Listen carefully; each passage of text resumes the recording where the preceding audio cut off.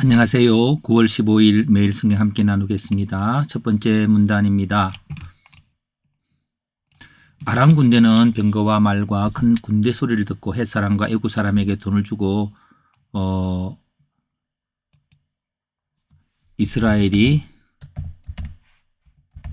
침입해 왔다고 하며 도망갑니다. 그래서 근데 언제입니까? 나병 환자가 이제 굶어 죽을 것 같아서 아람 군대에게 항복하려고 갔던 그때입니다.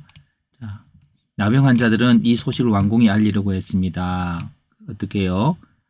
처음에 음식을 먹다가 귀한 것을 먹고 귀한 것을 감추다가 근데 왜 알리려 했냐면은 아름다운 소식이므로 나병 환자는 이렇게 말했습니다.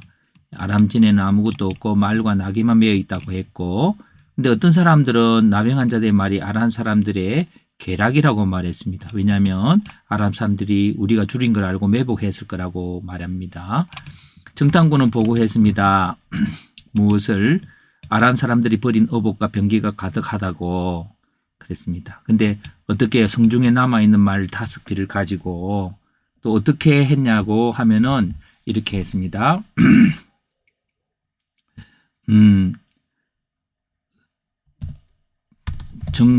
정탐해보자는 한 신하의 말에 의해서 해서 이제 그 다음에 이제 나아갔지요.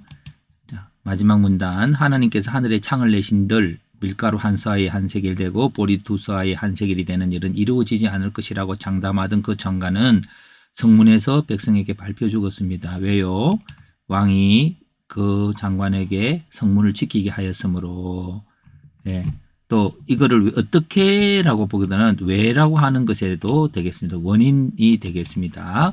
원인이 하나님 말씀이 있었기 때문에요. 너가 눈으로 보지만 먹지 못할 것이라고 했고, 그리고 그것이 좀 더 근원적인 거고 어떻게라고 하는 부분에서 이렇게 하는 게 더 좋을 것 같습니다. 과정적인 문제니까요. 그래서 왜라고 하는 좀 더 근본적인 문제고 그 다음에 과정적인 문제가 어떻게로 해석해 볼 수 있습니다. 한 문장 요약입니다. 하나님의 구원의 계획을 믿지 못한 장관은 하나님의 사람의 말대로 구원의 모습을 보았지만 그것을 누리지는 못하고 죽었다. 그러면 주제가 나오겠습니다. 주제는 하나님의 약속의 누림에 대해서. 그 앞에 이제 엘리사의 예언이 있습니다. 그리고 이제 그것을 나병 환자는 잘 알지 못하게 했고요. 또 왕은 알고 있었을지도 모르겠습니다. 장관 또한 그럴 겁니다. 그런데 풍성한 음식에 대한 약속이 있고 누리는 조건은 무엇일까요?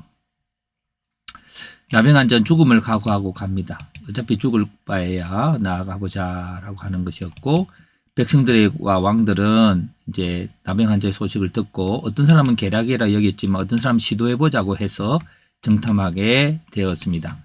근데 장관은 하나님을 무시했습니다. 하나님의 구원을 경험하지 못했습니다.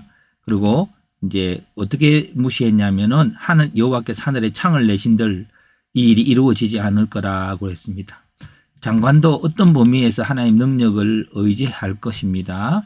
근데 하늘에서 기적적으로 비를 내려도 곡식을 얻는 것은 시간이 지나야 된다라고 하는 제한된 능력을 보게 됩니다. 그래서 전능하신 하나님을 믿지만 어떤 제한된 범위 안에서만 믿는다. 그리고 또 그 아람 군대의 마음을 주관하셔서 두려움을 주고 도망하도록 하시는 하나님 능력에 대해서까지 생각에 미치지 못합니다.